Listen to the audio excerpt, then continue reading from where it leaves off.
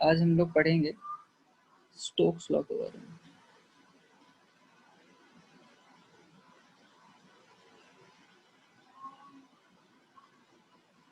और उसमें ध्यान देना एस के बाद अपॉस्ट्रोफी होता है। इसका क्या मतलब है?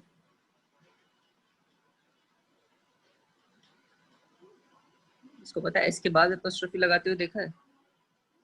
नहीं देखा?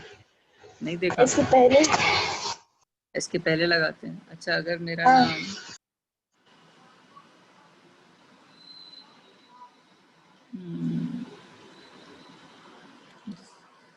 अगर होता कि अगर मेरा नाम समझ लो श्रीनिवास होता, यहाँ पे ज्योति है समझ लो, तो ज्योति का बोलने के लिए क्या लिखूंगा? ज्योतिष। और श्रीनिवास का लिखने के लिए क्या लिखूंगा? ये लिखूंगा। अच्छा, मतलब जब एस लास्ट पे आता है तो जब एस लास्ट में आता है तो ये नहीं हटा देते, सिर्फ एपोस्ट्रोफी लगाते हैं। तो ये जो आदमी था, ये साइंटिस्ट जो थे 1845 में, इन्होंने ये लॉ बनाया था। उनका नाम क्या था? Sir George Gabriel Stokes.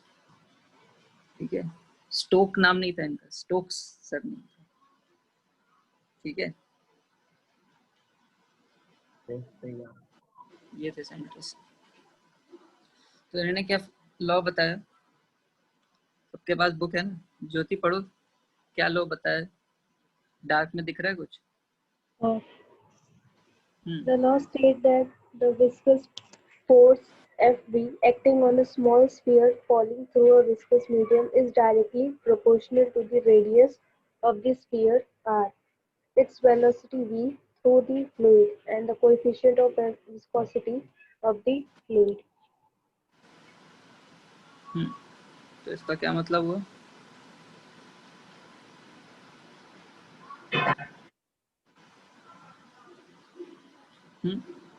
क्या मतलब हुआ? विस्कस जो फोर्स है, विस्कस फोर्स और डायरेक्शन प्रोपोर्शनल है रेडियस से, वेलोसिटी से और कोएफिशिएंट ऑफ विस्कोसिटी से। जो फोर्स है विस्कस फोर्स, वो डायरेक्टली प्रोपोर्शनल है किसके? कोएफिशिएंट ऑफ विस्कोसिटी के, उसके रेडियस ऑफ स्फीयर के। जो भी इसका स्फीयर का रेडियस होगा, अगर मैं स्फीयर में देख रहा हूँ विस्कस फोर्स, और इनटू इसकी वेलोसिटी, जिस वेलोसिटी से ये आगे जा रहा है। ठीक है, तो कोई भी अगर तुमने समझ लो पानी में भी बॉल डाल दी, तो वो बॉल कितनी स्पीड से जाएगी या उसमें कितनी फोर्स लग रही है, वो डिपेंड करेगा कि पानी और उस बॉल का बीच में फ्रिक्शन कोफिशिएंट कितना है, उस बॉल का रेडियस कितना है, और वो बॉल कितनी वेलोसिटी से मूव कर रही है। ठीक है, तो ये एम्पिरिकली फाइंड किया कि ये प्रोपोर्शनलिटी कांस्टेंट होता है। यहाँ पे हमने बोला कि प्रोपोर्शनल है इन तीनों चीज़ों, बट ये जो बीच में इनका कांस्टेंट आता है, एम्पिरिकली फाइंड किया, फॉर अ स्फीयर हो जाता है 6 पाई ईटा आर जी। ठीक है, तो कोई भी स्फेरिकल ऑब्जेक्ट जब कोई विस्कस मीडियम से जब पास कर रहा है, तो वो फ्लूइड, लिक्विड भी हो सकता है, गैस भी हो सकता है। गैस का फ्रिक्शनल कोफिशिएंट कम हो जाएगा, है ना। फ्लूइड्स जब भी देखते हैं हम लोग, गैस और सॉलिड लिक्विड दोनों आते हैं।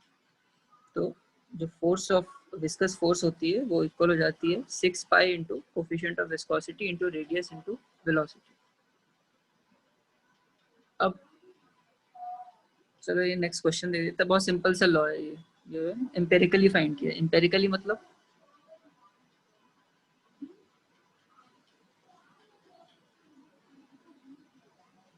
जनरली नहीं,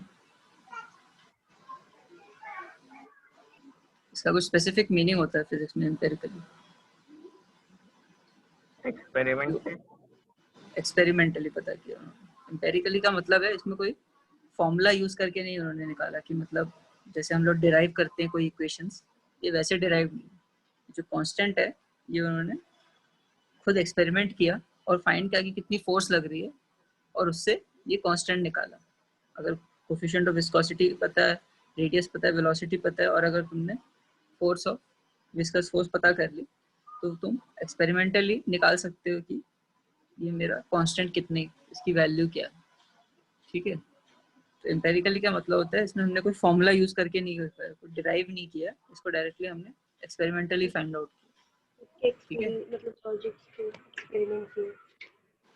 क्या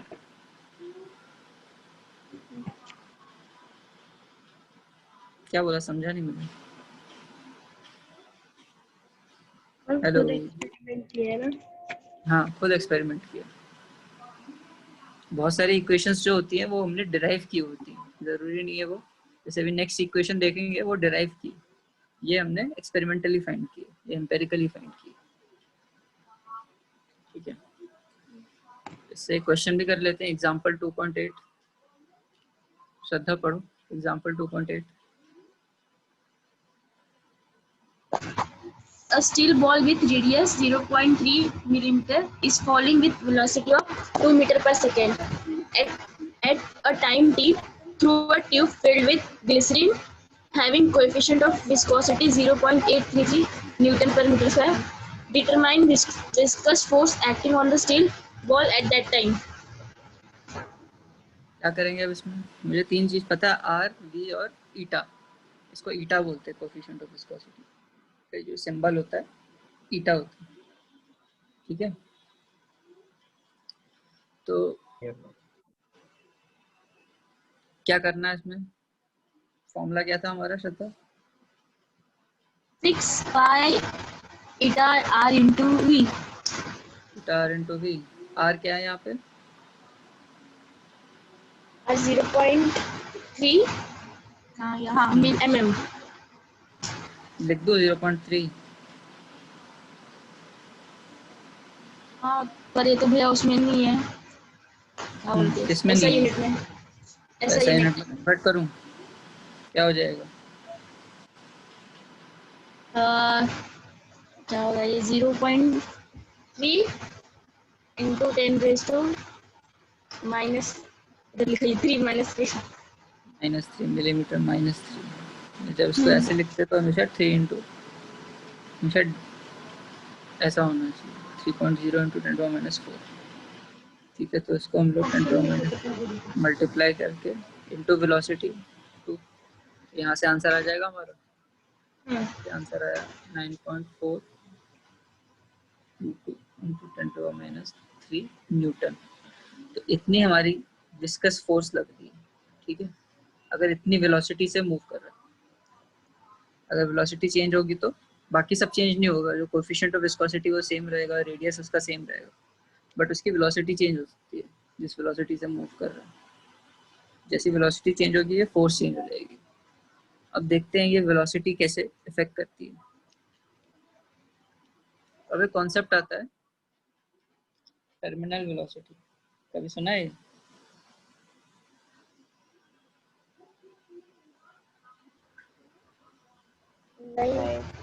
नहीं, इसके नाम की तो एक हॉलीवुड मूवी भी है, टर्मिनल वेलोसिटी। हॉलीवुड नहीं देखते। हॉलीवुड नहीं देखते, मम्मी मना करती हैं। चलो ठीक है, तो इसमें क्या बोलते हैं, तीन चीजें बोलते हैं। अगर कोई भी ऑब्जेक्ट है, कोई ऑब्जेक्ट है किसी लिक्विड में मूव कर रहा है या फ्लूइड में मूव कर रहा है,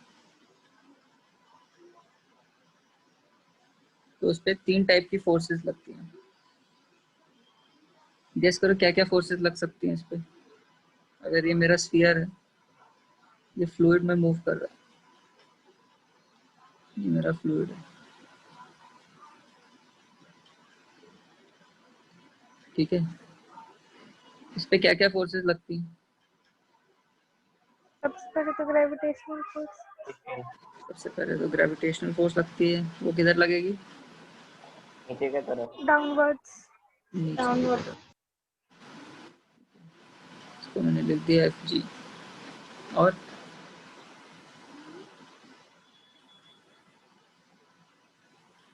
अभी कौन सी फोर्स की बात कर रहे थे हम लोग जस्ट पहले? Viscous force. विस्कस फोर्स कहाँ लगेगी? अगर इसकी वेलोसिटी कहाँ है, अगर नीचे है तो ये नॉर्मली ऑब्जेक्ट्स नीचे गिरती है ना, इसकी वेलोसिटी नीचे डायरेक्शन में, समझ लो। तो विस्कस फोर्स किधर लगेगी? ऊपर की तरफ। ऊपर की तरफ लगेगी। इसको मैंने बोल दिया एफ। ड्रैगिंग फोर्स होती है ना, तो हमेशा जैसे फ्रिक्शनल फोर्स होती है वैसी विस्कस फोर्स होती है, जिस डायरेक्शन में मूव करूंगा उसके ऑपोजिट डायरेक्शन में लगेगा, ठीक है ना। इसलिए फ्रिक्शनल या डिसिपेटिव बोलते हैं इस फोर्स को, ठीक है। तो जिस डायरेक्शन में मूव करेंगे उसके हमेशा ऑपोजिट लगता है ड्रैग, विस्कस फोर्स। और कौन सी फोर्स लगेगी? समझ लो ये मूव नहीं कर रहा होता तो कौन सी फोर्स लगती है? अगर पानी में के अंदर कोई ऑब्जेक्ट होती है तो उस पर क्या क्या फोर्सेस लगती हैं?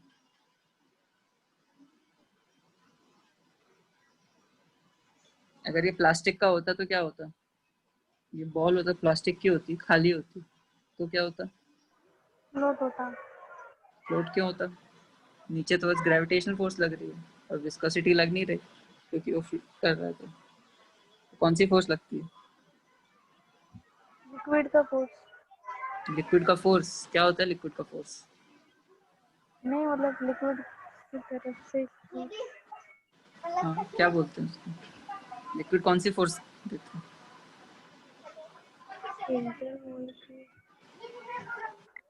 कुछ बोलते हैं उस फोर्स को, उस प्रॉपर्टी को क्या बोलते इंटरमॉलिक्यूलर हैं? फोर्स। इंटरमॉलिक्यूलर तो सारी फोर्सेस हैं, ये भी मैंने दिखाया, विस्कोसिटी भी इंटरमॉलिक्यूलर फोर्स है, मॉलिक्यूल्स के इंटरेक्शन से होती है। कौन सी फोर्स लगती है जो इसको पुश करती है ऊपर? यस, चीज को क्या बोलते हैं, इस फिनोमेनन को क्या बोलते हैं? फ्लोटिंग को पढ़ा होगा ना ये तो कहीं। हाँ भैया देख लिया बियॉन्सी। बेयोंसी, बेयोंसे थोड़ी है, सो बोलते हैं। तुमने तो बोला हॉलीवुड देखती नहीं हो। हाँ तो ये होती है बॉयंसी, बॉयंसी। बॉयंसी। जो तुमने बोला होता है बॉयंसी वो होता है बियॉन्से, वो अलग है।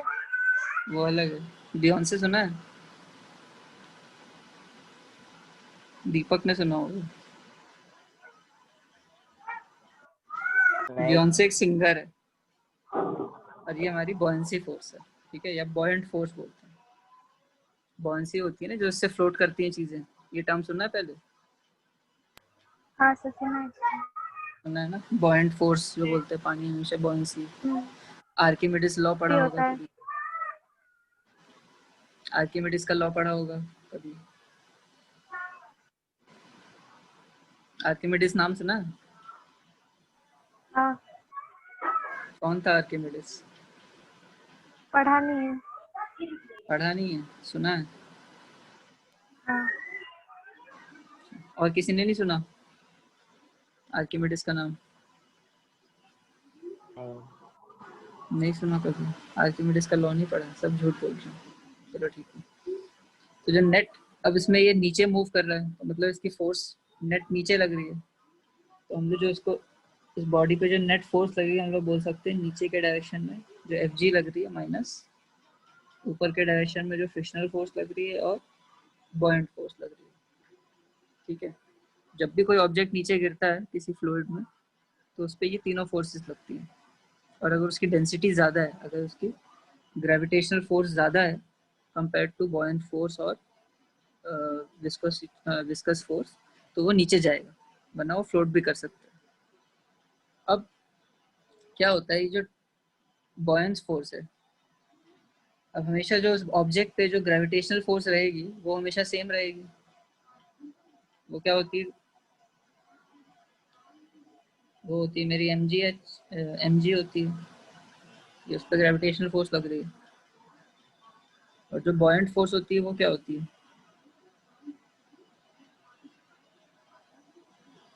बॉयंट फोर्स कितनी लगती है? किसी को याद है बॉयंट फोर्स कितनी लगती है किसी ऑब्जेक्ट पे?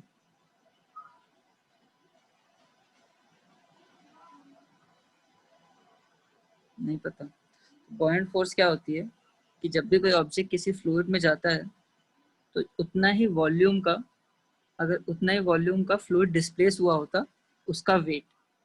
इसका मतलब क्या हुआ कि अगर ये मेरा ऑब्जेक्ट है, ये पानी में गया, ठीक है, तो अब यहाँ पे इतना वॉल्यूम ऑफ फ्लूइड इसने डिस्प्लेस कर दिया अपने स्फीयर, अगर ये स्फीयर है तो अपना स्फेरिकल वॉल्यूम का इसने जो वाटर था वो डिस्प्लेस कर दिया, वो समझ लो ऊपर गया पानी, बट इतना पानी उसने डिस्प्लेस कर दिया। यहाँ पे पानी होना चाहिए था, उसकी जगह वहाँ पे वो बॉल। तो अब इसका जितना वेट है, इस पे जितनी ग्रेविटेशनल फोर्स लग रही है, उतना ही बॉयंट फोर्स ये इस पे ऊपर पुश करता है, ठीक है। तो जितना वेट ऑफ जो उसका फ्लूइड वो डिस्प्लेस करता है, उतनी उसमें बॉयंट फोर्स लगती है। तो अब ये कैसे निकालूंगा कितना वॉल्यूम निकाला है? अगर मैंने मान लिया इस ऑब्जेक्ट की डेंसिटी जो है वो है रो, और इसका मास मुझे पता है m है, तो टोटल वॉल्यूम कितना डिस्प्लेस करेगा ये टोटल वॉल्यूम है कितना इसका?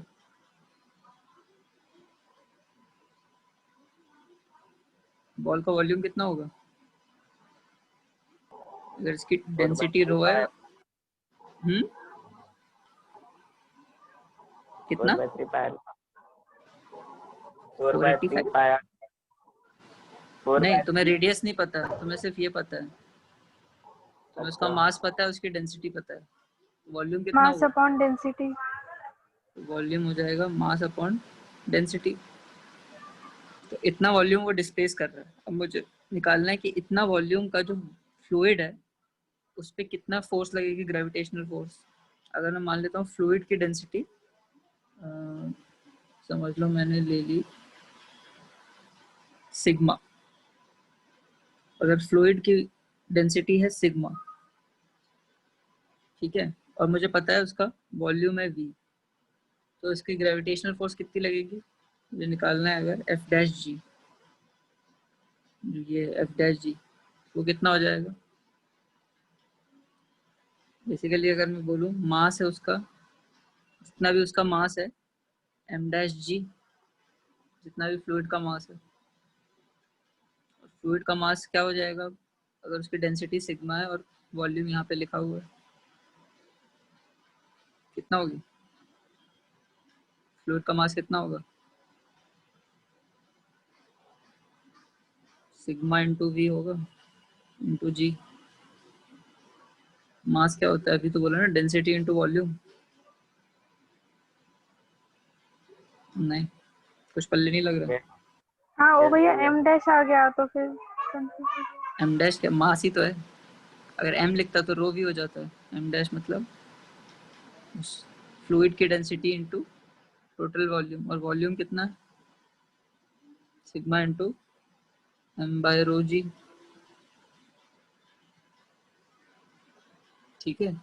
तो ये जो एफ डैश जी है यही हमारा एफ यू है या बॉयंट फोर्स है। यहाँ मैं लिख सकता हूँ F V plus sigma into M G by rho. अब अगर यहाँ पे सिग्मा अगर रो से ज्यादा हुआ तो क्या होगा?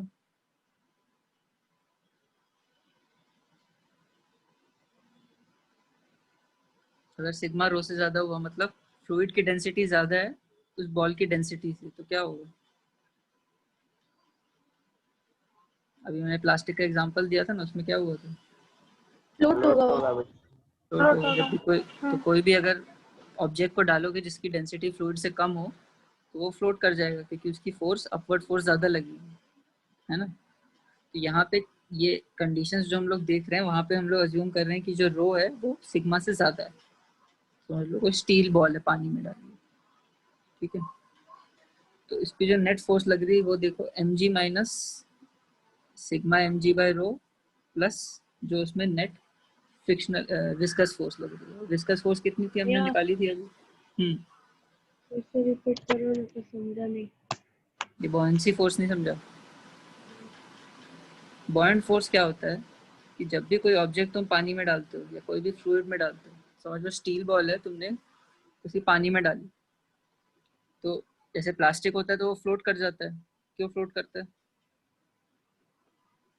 प्लास्टिक को उसकी वेट, अगर बहुत भारी प्लास्टिक डालो तो सिंक कर जाएगा भारी प्लास्टिक। ऐसे शिप तो बहुत भारी होती है, वो क्यों नहीं डूबती? वो बड़ी बड़ी नाव होती है, शिप होती है इतनी भारी भारी, वो क्यों नहीं डूबती? उनके नीचे वो बड़ा सा वो बलून टाइप कुछ रहता है। नीचे बलून तो कोई नहीं रहता नीचे।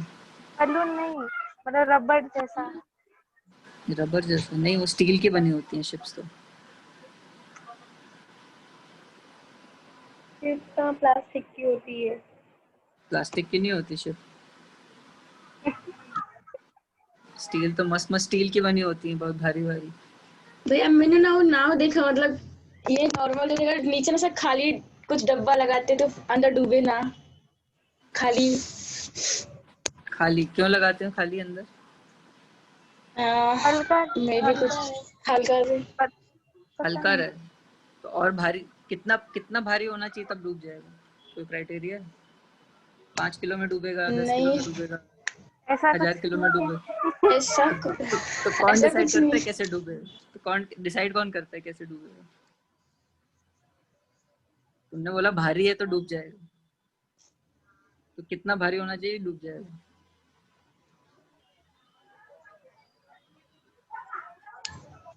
तो जो तुमने बोला थोड़ा सा गलत है। वो भारी नहीं होता। वो क्या होता है, अगर तुम जैसे नेल डालोगी, कोई भी कील डाल दी पानी में, तो वो भी डूब जाती है। वो भारी होती है क्या? हाँ नहीं, हाँ नहीं होती भारी। तो नहीं ये क्या, तो तो क्यों डूबती है फिर जब भारी नहीं होती तो?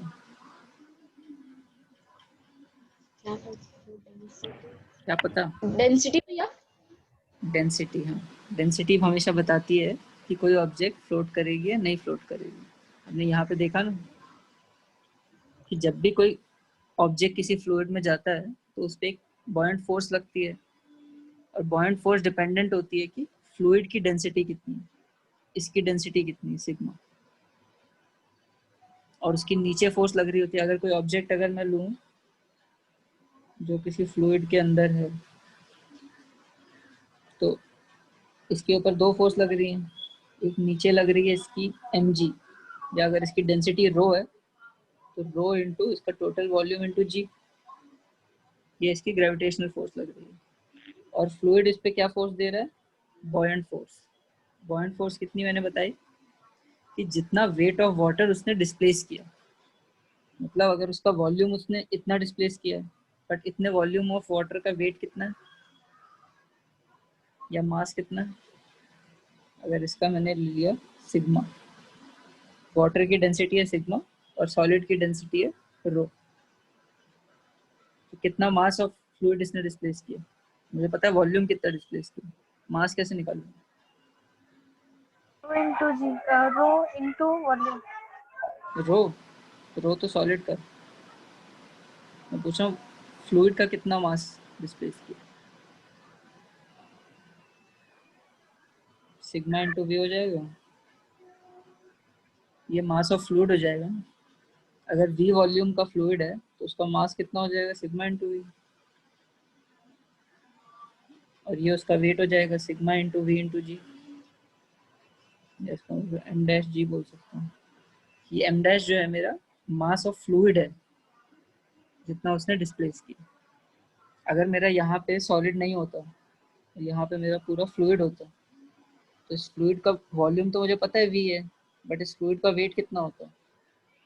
उसकी डेंसिटी से मल्टीप्लाई कर दूंगा वॉल्यूम, है ना? नहीं, हाँ, नहीं, नहीं, हाँ, कुछ नहीं, नहीं।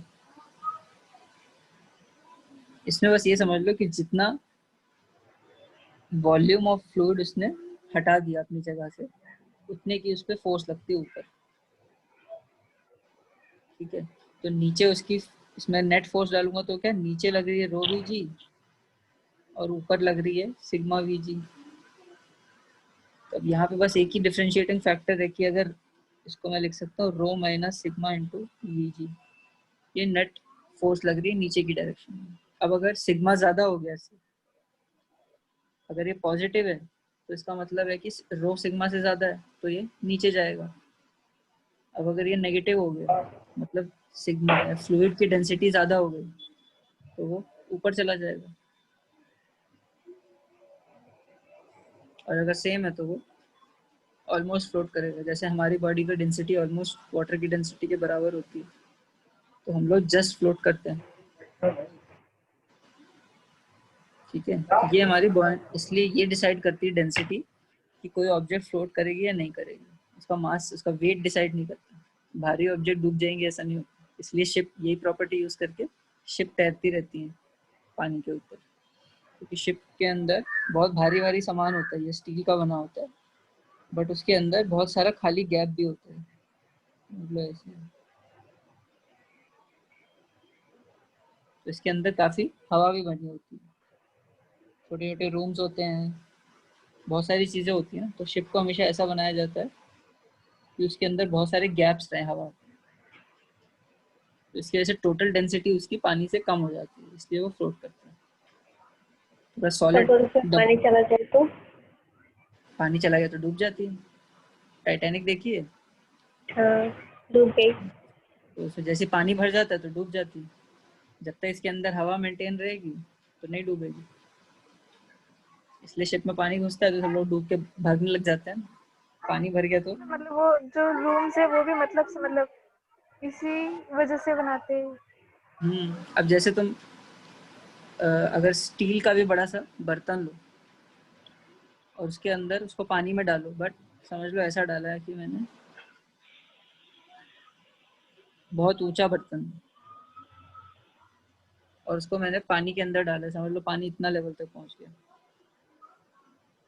तब भी वो नहीं डूबेगा अगर खाली है तो। क्यों? क्योंकि अभी डेंसिटी जो हो रही है वो इतने रीजन की देख रहा है वो, और इतने रीजन में स्टील इतना सा है, बाकी सब एयर है, तो एवरेज डेंसिटी उसकी कम है। बट यहीं उसके और उसमें समझ लो एक छोटा सा बर्तन होता है, अगर ये छोटा बर्तन होता है ऐसा, तो क्या होता है सारा का सारा पानी इसके अंदर आ जाता है और पूरा भर देता है इसको। अब उसकी टोटल डेंसिटी पानी से ज़्यादा हो जाती है क्योंकि इसके अंदर स्टील है और पानी है, और स्टील की डेंसिटी ज़्यादा है, तो ये डूब जाएगा। अपने घर पे ट्राई करना है, ठीक है? कोई बर्तन लेना और उसको पानी में डुबाने की कोशिश करना, और जब तक पानी उसके अंदर भरे ना, इतना इतना डुबाना, तो देखना वो फ्लोट करेगा। पर जैसे ही पानी में भर दोगे तो क्या होगा? सिंक कर जाएगा। डूब सिंक कर जाएगा। एग्जैक्टली। तो सिर्फ डेंसिटी तुमने पे मैं डिपेंड देख नहीं करता है, रहा क्या। ठीक है? चलो, बॉयंसी पे हमने लंबा हाँ, चौड़ा लेक्चर हो गया। तो अब हम लोग वापस अपनी टर्मिनल वेलोसिटी के कॉन्सेप्ट पे आते हैं, ठीक है? बॉइंट फोर्स समझ में आ गई? थोड़ा बहुत फिर से पढ़ लेना क्या होता है बॉइंट फोर्स। समझ गया।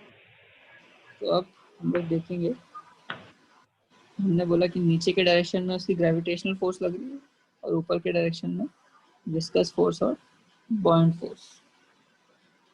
तो नीचे के डायरेक्शन में हमारा क्या हो गया, समझ लो हम लोग अब ये एक स्फीयर ले रहे हैं। इसमें हमने ये एक स्फीयर लिया है, स्फीयर है जिसका रेडियस है r, ठीक है?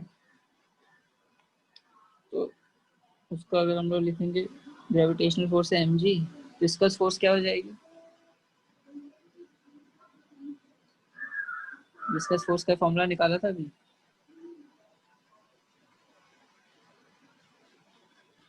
6 पाई वाला। हाँ 6 पाई ईटा आरवी। जो भी अब बॉइंट फोर्स कितनी होगी?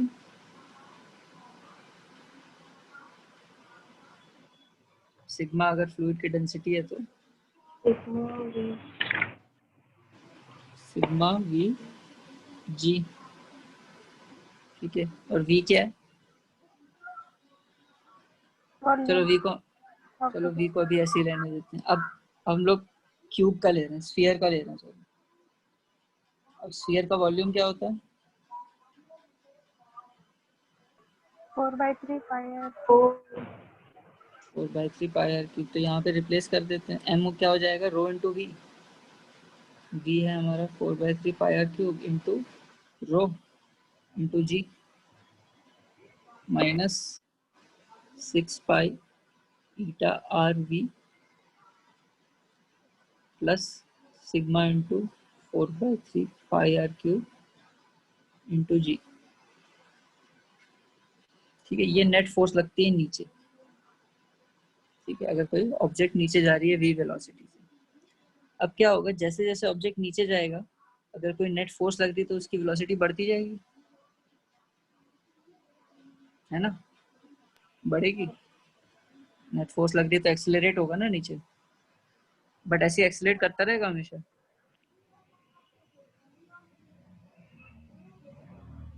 भैया एक और बोलो।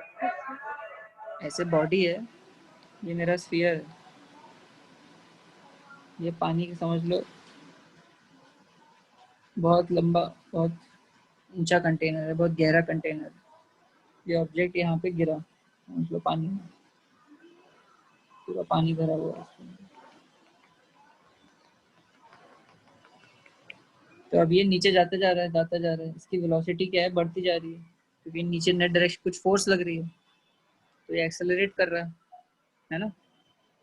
इस नीचे के डायरेक्शन में कोई फोर्स लग रही है तो एक्सेलरेट करेगा, तो वेलोसिटी बढ़ती जाएगी, ये और बढ़ती जाएगी। तो ये हमेशा बढ़ती ही रहेगी हमेशा। नहीं, क्यों, हमेशा क्यों नहीं बढ़ती रहेगी? नीचे आने पे कम हो जाएंगे। नहीं, चलो ये इन्फिनाइट है, नीचे कुछ है ही नहीं, हाँ, नीचे कुछ नहीं है, ये इन्फिनाइट है, समझ लो समुंदर में डाल दी तुमने। स्लो हो जाएगा ज्यादा। क्या हो जाएगा? लो लो?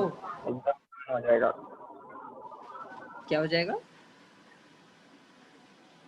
हो वेलोसिटी जाएगा, कम हो जाएगा। हाँ, कम हो जाएगी, कितनी कम हो जाएगी? 0 के अभी 0 तो हम के बोल रहे हैं करीब। वेलोसिटी, अभी तो हम लोग बोल रहे हैं वेलोसिटी बढ़ रही है ना, तो कम क्यों होगी? जैसे जैसे नीचे के डायरेक्शन में फोर्स लग रही है तो वेलोसिटी तो बढ़नी चाहिए ना। लेकिन बियॉन्ड फोर्स उसके ऊपर कर रहा है ना। क्या बियॉन्ड फोर्स, बॉयंट फोर्स लग रही है? बॉयंट फोर्स तो कांस्टेंट है, बॉयंट फोर्स जो है वो तो कांस्टेंट है, इतनी फोर्स लग रही है, और उस पर ग्रेविटेशनल फोर्स इतनी लग रही है।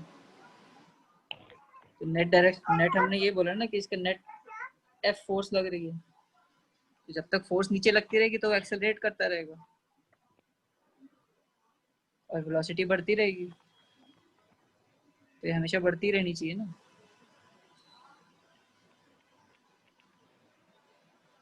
नहीं, लॉजिक नहीं क्लियर, फिर गलत बोल रहा हूँ। फ्री फॉल जैसा रहेगा। फ्री फॉल जैसा हो जाएगा, बढ़ते ही जाएगा, बढ़ते जाएगा, कभी कम नहीं होगा। ठीक है, मान लिया सबने? नहीं, हाँ नहीं, कुछ तो बोलो। मान लिया। मान लिया कि बढ़ती जाएगी, सबने मान लिया? सब मान नहीं रहे। क्या सच में कम नहीं होगा कहीं भी? तुम या बताओ। कम होगा। कम होगा? क्यों कम होगा? मैं बोल रहा हूँ हमेशा बढ़ता जाएगा, कम तो होगा ही नहीं। ऐसी बता दो, इसकी वेलोसिटी से कुछ फर्क पड़ता है क्या किसी चीज पे? अगर इसकी वेलोसिटी बढ़ रही है तो इस इक्वेशन में कोई फर्क पड़ रहा है? ये जो फोर्स की इक्वेशन है,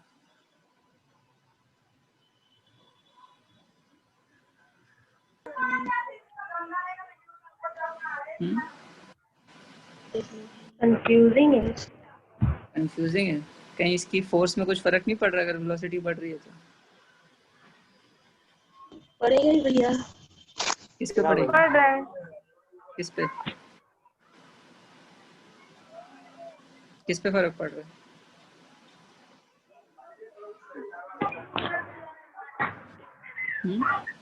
किस पे फर्क पड़ रहा है? अगर इसकी वेलोसिटी बढ़ रही है तो किस चीज पे फर्क पड़ रहा है? लिक्विड पे। लिक्विड पे फर्क पड़ रहा है? मैं उसकी लिक्विड की बात ही नहीं कर रहा हूँ, मैं इस इक्वेशन में बात कर रहा हूँ। मैं बोल रहा हूँ कि अगर इसकी वेलोसिटी बढ़ती जा रही है, मैंने बोला, क्योंकि इसमें नेट नीचे डायरेक्शन में फोर्स लग रही है, तो एक्सेलरेट करेगा नीचे फ्री फॉल की तरफ और वेलोसिटी बढ़ती जाएगी।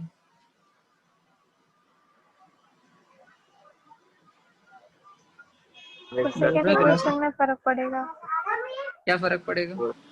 सेकेंड टर्म में। सेकेंड टर्म में फर्क पड़ेगा, क्या फर्क पड़ेगा? फोर्स बढ़ जाएगा। फोर्स बढ़ जाएगा जैसे जैसे वेलोसिटी बढ़ रही है, यहाँ पे वेलोसिटी बढ़ रही है ना, तो विस्कस फोर्स क्या होगी? बढ़ती जाएगी, बढ़ती जाएगी, बढ़ती जाएगी। तो क्या हो रहा है, अगर मैं दोनों टर्म, ये वाले टर्म्स को, ये दोनों टर्म्स को लेफ्ट साइड में ले आता हूँ, तो 4/3 pi R cube rho G minus 4/3 pi R cube sigma G is equal to क्या है, 6 पाई ईटा आर वी। एक पॉइंट पे क्या होगा, अगर ये v बढ़ता जाएगा बढ़ता जाएगा बढ़ता जाएगा, तो क्या होगा एक पॉइंट पे? कुछ दिख रहा है? अगर v को मैंने वैल्यू बहुत बढ़ा दी तो इवेंचुअली क्या होगा?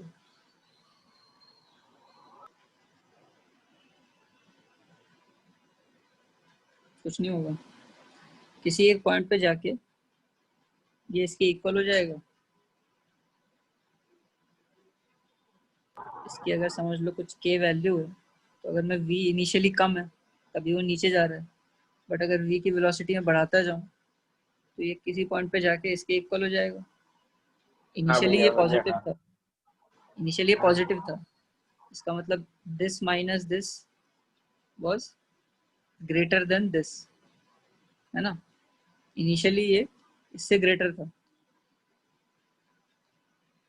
बट जैसे जैसे वेलोसिटी इसकी बढ़ती जाएगी एक पॉइंट पे जाके ये इक्वल हो जाएगा। हो सकता है फिर ये नेगेटिव भी हो जाए एक सेकंड के लिए,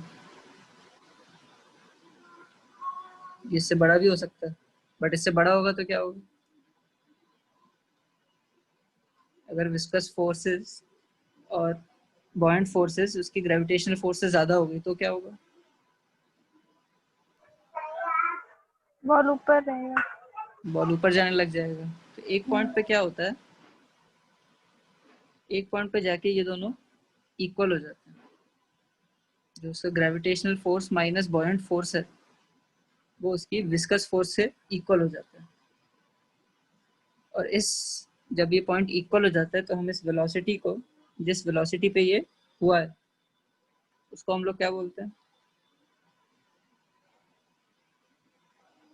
जो बताया था, टर्मिनल वेलोसिटी। ये अब क्या हुआ है, अब वेलोसिटी इससे ज्यादा नहीं बढ़ेगी, क्योंकि इससे ज्यादा जैसी बढ़ेगी वो ऊपर जाने लग जाएगा, उसकी वेलोसिटी उतनी ऊपर जा ही नहीं पाएगी, क्योंकि ग्रेविटेशनल फोर्स तो जो बॉयंट फोर्स है, अब ग्रेविटेशनल फोर्स हुआ है बॉयंट फोर्स और विस्कस फोर्स के बराबर हो गई, दोनों के सम के बराबर।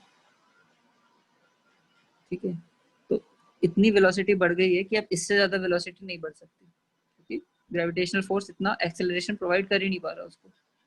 एक पॉइंट पे जाके वो वेलोसिटी फिक्स हो जाती है, कांस्टेंट हो जाती है। ऐसे अगर मैं किसी बॉल को डालूंगा तो धीरे धीरे जाती जाएगी, उसकी एक्सेलरेशन समझ लो कुछ है, कांस्टेंट है क्या, एक्चुअली एक्सेलरेशन भी कम होती जाएगी। जैसे जैसे वेलोसिटी बढ़ती जाएगी, विस्कस फोर्स बढ़ती जाएगी, तो एक्सेलरेशन उसकी धीरे धीरे कम होती जाएगी। इनिशियली हाई होगी और धीरे धीरे कम हो जाएगी, एक पॉइंट पे जाके उसकी एक्सेलरेशन 0 हो जाएगी। उसी एक पॉइंट पे जाके यहाँ पे उसकी वेलोसिटी टर्मिनल वेलोसिटी की इक्वल हो जाएगी। ये समझ में आया?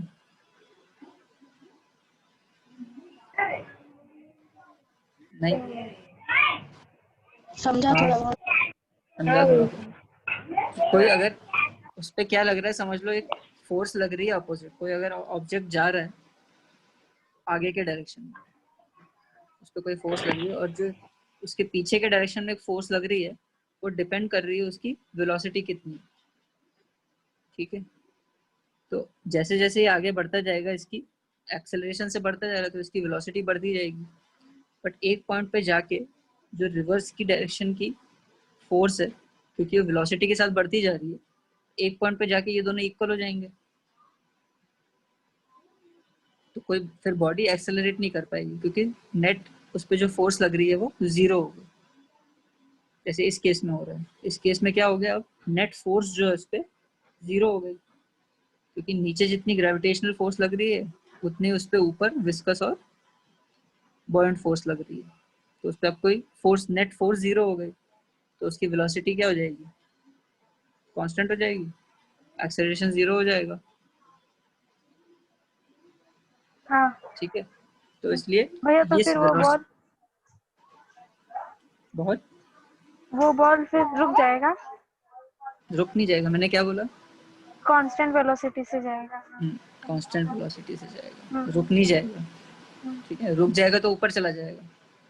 हाँ हाँ ठीक है, तो ये इसलिए हम लोग इसको बोलते हैं टर्मिनल वेलोसिटी, की ये इवेंचुअली जाके टर्मिनल मतलब आखिर में, टर्मिनल का मतलब होता है आखिर में जाके वेलोसिटी जो कांस्टेंट हो जाती है उसकी बॉडी की, उसे हम लोग टर्मिनल वेलोसिटी बोलते हैं कोई भी फ्लूइड में। इनफैक्ट अगर तुम एटमॉस्फेयर में भी टर्मिनल वेलोसिटी होती है, क्योंकि एटमॉस्फेयर भी फ्लूइड है, वो भी अगर बहुत हाई स्पीड से उसके, जैसे एस्टेरॉइड्स होते हैं, वो भी जब हमारे एटमॉस्फेयर में एंटर करते हैं तो वो भी एक टर्मिनल वेलोसिटी रीच करते हैं, क्योंकि एटमॉस्फेयर उनको एक फ्रिक्शन देता है, फ्रिक्शन की वजह से जलते भी हैं, इसलिए जलते हुए दिखाई देते हैं। एटमॉस्फेयर जो है वो भी एक फ्लूइड है ना, तो फ्रिक्शन की वजह से वो जलते भी हैं और फिर उसकी टर्मिनल वेलोसिटी भी आ जाती है। ठीक है, तो अब हमें निकालना है कि टर्मिनल वेलोसिटी का फॉर्मूला क्या है, तो हम इस इक्वेशन को यूज करेंगे 4/3 pi R cube into rho minus sigma G, इतना मेरा हो जाएगा नीचे के फोर्स, और ऊपर लग रही है मेरी विस्कस फोर्स, वो कितनी है 6 पाई ईटा आर वी। यहाँ से क्या क्या कटा है, मेरा पाई पाई कट गया, और क्या बचा है, आर आर कट गया, आर और आर क्यूब से आर स्क्वायर बचा, तो क्या निकलेगा, अगर मुझे वी निकालना है तो वी हो जाएगा, इसको मैं 2 कर देता हूँ, इसको मैं 3 कर देता हूँ, तो वी हो जाएगा 2/9 R square G into rho minus sigma upon eta. ये आ जाएगी मेरी टर्मिनल वेलोसिटी का फॉर्मूला। यस भैया। ठीक है, तो एक्चुअली ये फॉर्मूला हम लोग और भी चीज़ निकालने के लिए यूज़ करते हैं, मेनली ईटा निकालने के लिए, क्योंकि कोफिशिएंट हमें नहीं पता होता लिक्विड्स का, बट हम लोग टर्मिनल वेलोसिटी एक्सपेरिमेंट से निकाल सकते हैं। कोई भी अगर बॉडी किसी फ्लूइड में जाएगी तो उसकी टर्मिनल वेलोसिटी हम लोग मेजर कर सकते हैं इससे हम लोग, और उसका अगर हमें डेंसिटी पता है, दोनों की डेंसिटी पता है, रेडियस पता है, ग्रेविटी पता है, तो यहाँ से हम लोग उसका इस फॉर्मूले से ईटा निकाल सकते हैं। ठीक है, और ये हमारा जो डेरिवेशन था, ये हमने डायरेक्टली कैसे निकाला, ये हमने डेरिवेशन से निकाला है फॉर्मूला, ये एम्पिरिकली डिराइव नहीं है। ठीक है ना, इसमें और उसमें ये डिफरेंस था, यहाँ पे हमने वेलोसिटी जो निकाली है वो डेरिवेशन से निकाली है। इतनी अगर हमारी फोर्स लगती है विस्कस फोर्स, इतनी हमारी बॉयंट फोर्स है, इतनी हमारी ग्रेविटेशनल फोर्स है, टर्मिनल वेलोसिटी इसके इक्वल है ना। समझ में आ गया थोड़ा हाँ। बहुत, हाँ, थोड़ा तो बहुत आ भैया गया। रीड करेंगे एक बार तो फिर समझ ठीक जाएगा। है।